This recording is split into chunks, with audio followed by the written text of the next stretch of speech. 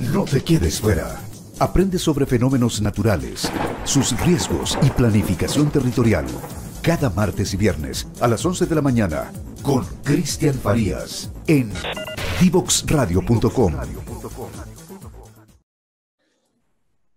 Bien, ya estamos de regreso para conversar sobre Venture Capital en Chile, Latinoamérica, también lo que está pasando a nivel global en esta temática. Para eso tenemos a un invitado muy especial, así que bienvenido Andrés Peche. Muchas gracias Ángel por la invitación, encantado de estar acá. Siempre es bueno hablar de estos temas. Bueno, Andrés, siempre comentamos en este primer bloque un poco de historia del invitado, de biografía, así que te invito a que nos puedas comentar un poquito de tu historia y cómo llegaste finalmente ahora a estar acá en Kayak Ventures. Buenísimo. Ahí te cuento un poco, tú me cortas si me pongo latero, ¿eh? Dale nomás. Porque justamente ayer hablaba en otro panel de GS del Summit Mundial de Inversión de Impacto, un poco cómo incitar a personas a meterse en carreras que tengan que ver con inversión de capital de riesgo, inversión de impacto, que para mí es también relacionada. Mira, yo tuve la típica formación de ingeniero civil, estudié en una universidad tradicional, que es la Católica, y después tuve pegas bien tradicionales también relacionados a consultoría y asset management en compañías bien tradicionales también, como McKinsey, estuve en Moneda, en Compass. Me cambié N veces de pega en los primeros años de trabajo, porque de alguna manera sentía como como un bichito, una insatisfacción de querer hacer algo con sentido o algo que tuviese más sintonía con mis motivaciones intrínsecas. Entonces fue como bien tormentoso el inicio de mi camino. Si bien hoy día, en retrospectiva, esos cambios tienen mucho sentido, en ese momento fueron cambios difíciles, porque estaba como buscando y siempre tenía un interés de estar relacionado al tema de innovación y al tema de desarrollo país, ¿ah? Obviamente relacionado con mi carrera. Después de eso, estuve en el año 2000, salté a un startup en la locura de la era.com. No sé si algunos tienen las canas y la vela que yo tengo para recordar esos años. Justamente en una compañía que se llamaba ideasupply.com, que buscaba financiar emprendimientos de alto potencial. Así que ya en ese momento hubo como un pequeño nacer de la industria de capital de riesgo en Chile, fue como un fuego artificial, que duró unos 6 meses probablemente, y fue un intento fallido, y recuerdo que ahí se produjeron o se generaron muchas promesas digitales que no se cumplieron, ¿ah? La promesa al Internet no me acuerdo que decía, mira, sabes que en algún momento tú vas a poder pedir una pizza por Internet, o vas a poder estar conectado permanentemente con Internet con tu teléfono, y cuando estés pasando por un cine te van a ofrecer una entrada, y uno decía, bueno, esa cuestión es ciencia ficción. A todo eso le apostamos, pero el contexto no estaba listo para que eso germinara, ¿ah? No había un sustrato fértil. Después podemos hablar de eso, que es algo que yo veo que hoy día ha cambiado muy patentemente. Luego de eso, estuve un tiempo, me fui a Italia a estudiar, quería un lugar alternativo al típico mundo sajón, así que dije, ¿sabes qué? Me voy a ir a Milán, también tenía que ver con un poco ir a las raíces y aprender la lengua de mis abuelos, y entender también cómo ese país, aparentemente caótico, era capaz de innovar y ser un G7. Entonces dije, ¿sabes qué?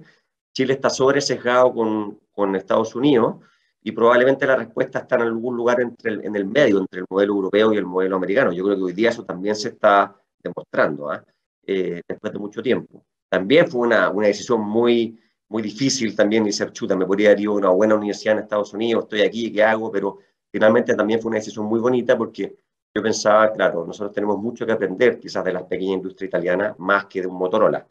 En esa época Motorola era top, ¿eh?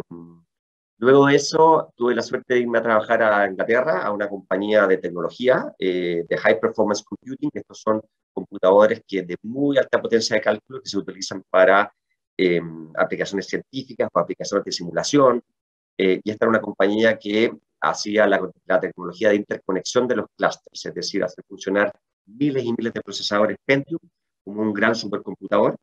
Fue muy interesante ahí lo que aprendí, porque los clientes eran laboratorios de investigación de primer nivel de universidades o compañías, como recuerdo que vendimos un sistema al equipo de Fórmula 1 de BMW Sauber para las simulaciones de aerodinámica. Muy interesante. Luego de eso volví a Chile a Asset Management de nuevo, pero sí bien con la cabeza puesta en tratar de buscar algo relacionado al emprendimiento o a la innovación. Y fue ahí cuando salté a Fundación Chile. Y cuando llegué a la Fundación Chile, todo este caos y este currículum absolutamente de una persona inmadura que se cambiaba de trabajo cada muy poco tiempo, hizo sentido. Porque ahí me tocó un poco primero el propósito, que tenía que ver con impulsar iniciativas que tuvieran que ver con el desarrollo sostenible, ¿cierto? Siempre con la innovación subyacente, abajo ahí. Y me tocó un trabajo multisector, multifunción, multiciclo de vida, con multiskills, que tenías que, por un lado, tener la capacidad analítica de conseguir un proyecto, pero también de negociar, de convencer. Y todas esas skills que yo fui adquiriendo experiencia de manera muy caótica y no planificada, cobraron sentido. Y ahí me quedé harto tiempo, ahí ya me quedé 12 años y superé absolutamente el récord de estabilidad laboral al poco andar. Y ahí fue súper interesante porque ahí me tocó primero hacerme cargo del portfolio de empresas de la Fundación Chile. La Fundación Chile tenía un modelo de spin-offs, primeramente, de generar compañías. Yo diría que fue el primer venture capital de Latinoamérica, a partir del año 81, con la primera compañía, con un modelo endógeno de financiar y generar empresas desde cero, tan importantes como la primera empresa de salmón, pero muchas otras, hasta llegar a una que me tocó a mí, que fue una de las primeras compañías de energía solar en Chile, ¿cierto? Entonces el modelo era, en vez si pensábamos que la energía solar podía ser competitiva en Chile a escala industrial, en vez de hacer un lindo paper, fundábamos una compañía con socios privados y demostramos que eso podía ser posible, y de hecho fue posible. Y se construyó una primera planta que se llamaba Luz del Norte, de 140 megas, que fue competitiva, sin subsidios y que inectó al sistema Spot. Luego de eso me di cuenta que Chile se había sofisticado bastante y lo que hacía la Fundación Chile, que era fundar la empresa, financiar la empresa, manejar la empresa y vender la empresa, podía ser llevado a cabo por otros agentes del mercado. Entonces dijimos, salgamos de acá y enfoquémonos donde el mercado falla, y dijimos emprendimiento en etapas tempranas. Y ahí creamos Chile Global Ventures con un fondo de capital semilla, una red de inversionistas ángeles y un primer fondo de inversión que se llamaba Clean. Eso fue una área que formamos. Luego dijimos aquí lo que hace falta es cómo conectar grandes corporaciones, grandes compañías, con la potencia innovadora y la flexibilidad de startups. Y generamos ahí una plataforma de innovación abierta, en particular una minería que se llama Expande, que yo creo que hasta el día de hoy es la plataforma de innovación abierta más importante en recursos naturales del mundo, en donde por un lado teníamos la demanda minera, bueno, yo digo tenemos todavía porque mi corazón todavía está en la fundación, un 20% de la producción del cobre demandando soluciones tecnológicas, y levantábamos desafíos y luego íbamos al mercado y convocábamos startups o empresas emergentes para esas soluciones. Y luego me hice cargo del área de sostenibilidad, en donde con una óptica de que la sostenibilidad, más que ser un set de restricciones, es un espacio de generación de valor e innovación, y ahí impulsamos temas relacionados a agua, relacionados a consumo responsable como el impacto de los plásticos, eficiencia energética en iluminación y refrigeración, y evidentemente también energías renovables como la solar, pero también temas de hidrógeno y otras cosas más, además de habilitación de grandes industrias. Y luego, entonces, en esos 12 años, mi bandera de lucha era siempre cómo movilizamos más capital privado a gran escala a la innovación. Y en ese momento, entonces, me invitan con esta idea de fundar Kayak Ventures, la familia de Van Yatterson, que dicen, mira, nosotros queremos hacer algo que aporte el desarrollo del país, que genere empresa, y queremos generar un fondo vamos a empezar con un fondo de $100 millones. Dije, chuta, de la noche a la mañana, esto se va a transformar en el primer fondo de inversión 100% privado y el más grande de la historia de Chile. Entonces dije, bueno, voy a saltar acá, vamos con Kayak Ventures, de manera de no solo poder apoyar emprendimientos, sino también, ojalá, marcar un punto de inflexión en la industria de capital de riesgo chileno e impulsar y contagiar, ojalá, a mucho más capital a que salta al juego. Porque, como tú bien sabes, Ángel, Chile tuvo un muy buen inicio en el campo del venture capital por ahí por el año 2008, 2010, con el apoyo de Corfo, pero como que nos quedamos sin pasar segunda. Y seguimos con Corfo, seguimos con Corfo, seguimos con Corfo, y hoy día todos los fondos de capital de riesgo tienen al menos 2/3 de plata Corfo y 1/3 plata privada. Y es el momento, digamos, de que los privados tomen la posta y complementen el muy buen trabajo que ha hecho Corfo en los últimos 10, 15 años. Y así llegué a Kayak Ventures. Y eso fue el año pasado en pandemia, el 1 de abril. Andrés, preguntarte un poquito para hacer un doble clic. ¿Cómo se origina este fondo? Me tocó, te contaba en alguna oportunidad, conocer a Evelyn, con quien trabajas en Kayak cuando ella estaba en Stars. Exacto. ¿Cuál fue como la lógica, digamos, la lógica de crear este fondo y no quedarse solamente en el family office, por así decirlo? Sí, mira, primero hay parte de esto con una motivación intrínseca de hacer algo distinto que impulse el desarrollo del país y del continente y que de alguna manera devuelva la mano, ¿cierto? Se habla del give back, ¿ya? Eso es lo primero. Lo segundo, una motivación también muy intrínseca de crear cosas relacionado con lo primero. Entonces, eso es entonces una primera intención de involucrarse en Venture Capital. Y luego, al empezar a estudiar Venture Capital, tú te das cuenta que tiene una dinámica muy distinta a otras asset class tradicionales y muy distinta a una que es cercana, que por cercana a veces se confunde, que es el private equity, pero que no tiene nada que ver con el venture capital, porque el venture capital tiene otras dinámicas, otras velocidades, otros riesgos.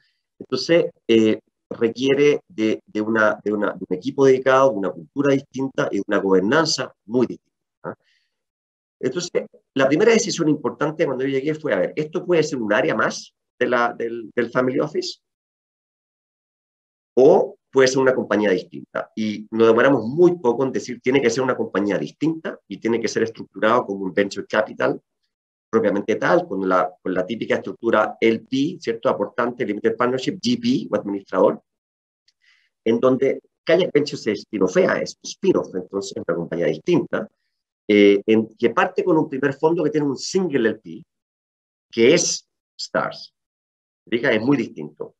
Y eso te abre, digamos, la opcionalidad de generar, primero, de poder operar con un volumen importante de fondos que te permite dos cosas. Uno, financiar una estructura adecuada de administración. Y dos, tan importante o más, poder construir un portfolio óptimo. Porque en Venture Capital tú juegas al upside. En Private Equity muchas veces eres defensivo. Tú en Private Equity juegas al upside y tú te quieres maximizar, cuando te vaya bien, quieres poder maximizar ese retorno. Y cuando te va mal, chao, fuera, no quieres ser defensivo. Entonces, al tener un portfolio grande, tú tienes que tener, puedes tener ticket de inversión grande de manera que cuando te vaya bien, tengas un retorno absoluto importante. ¿Ah? Pero para poder invertir tickets grandes, de 2, 3, 4 millones de dólares en inversiones iniciales, requieres también un tamaño suficiente para poder tener un número también de inversiones adecuadas. Lo peor que puedes hacer en Venture Capital es decir, me quiero meter en Venture Capital y con mi portfolio de activos financieros y private equity pongo un par de fichas en unos startups. Ahí te va a ir mal, porque el costo de transacción es muy, muy grande de atraer y seleccionar, y dos, el riesgo es muy grande. Entonces, si tú no haces un portfolio, una teoría de portfolio adecuada, va a ser bastante difícil que te vaya bien. Entonces, así nace Kayak Ventures hoy día, y por eso tú a Evelyn la conociste en Stars, pero hoy día Evelyn es parte del GP, además es GP, ella es General Partner de Kayak Ventures. Entonces, y ahora su contrato de Kayak Ventures y su relación, por así decirlo, laboral es distinta, toda vez que ella es un GP. Y lo otro que sucede, lo otro interesante de esto, Ángel, es que te abre la opción de captar platas de terceros. Entonces, nosotros partimos con un single LP que te da velocidad y flexibilidad, mucha flexibilidad y mucha velocidad, pero no hemos perdido la disciplina de manejarnos como una administradora que tiene una responsabilidad fiduciaria con su aportante. ¿Ah? Y por tanto, eso nos abre la opción y esperamos hacerlo de captar platas de tercero. Nosotros esperábamos hacerlo en 2023, pero probablemente lo hagamos antes. De platas de nuevos aportantes, digamos. De nuevos aportantes, sí. Sí.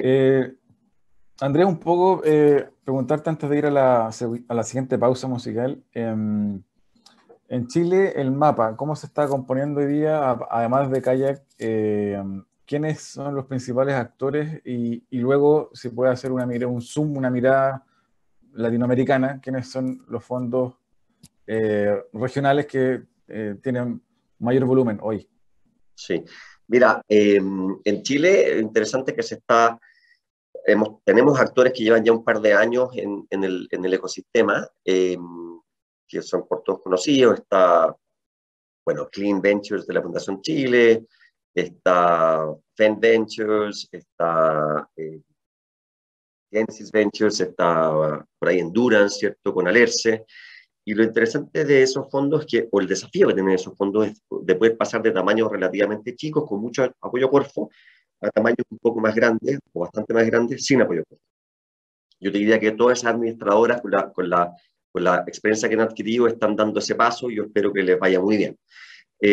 Luego, ahí tienes el grupo de Venture Capital chileno, luego tienes un grupo importante en México, donde tienes compañías como Mountain Nazca, con los cuales nosotros somos muy cercanos, de hecho somos aportantes en uno de sus fondos, de una manera de generar un joint venture estratégico. Tienes AllVP, tienes Dalus Capital, tienes Dila, tienes Jaguar, ¿cierto? Ese es como el grupo, se me puede ir alguno, perdón, ese es el grupo mexicano.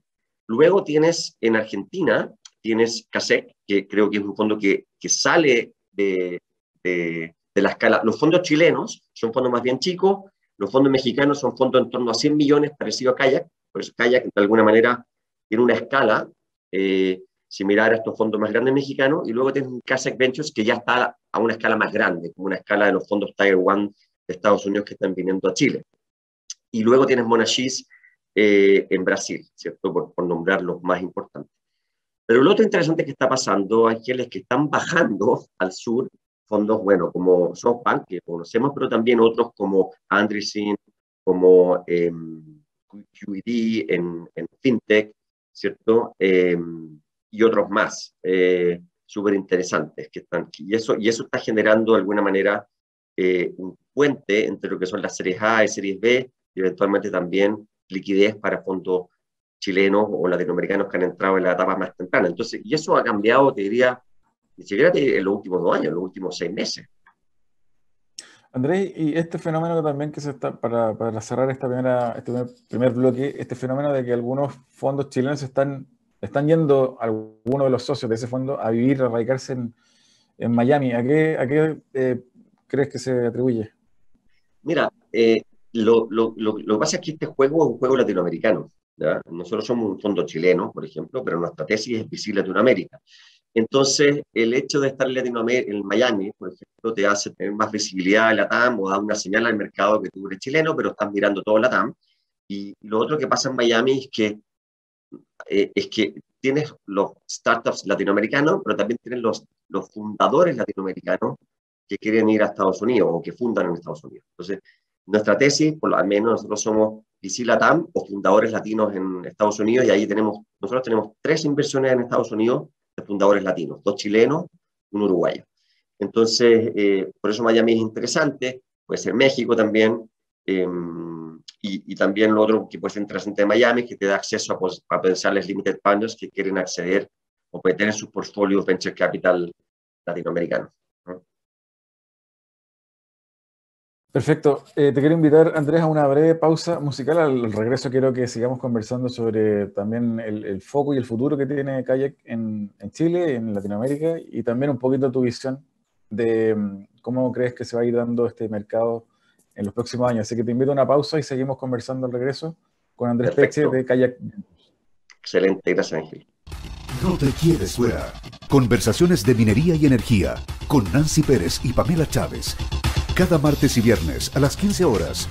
Recursos con perspectiva. Recursos con perspectiva. Somos divoxradio.com.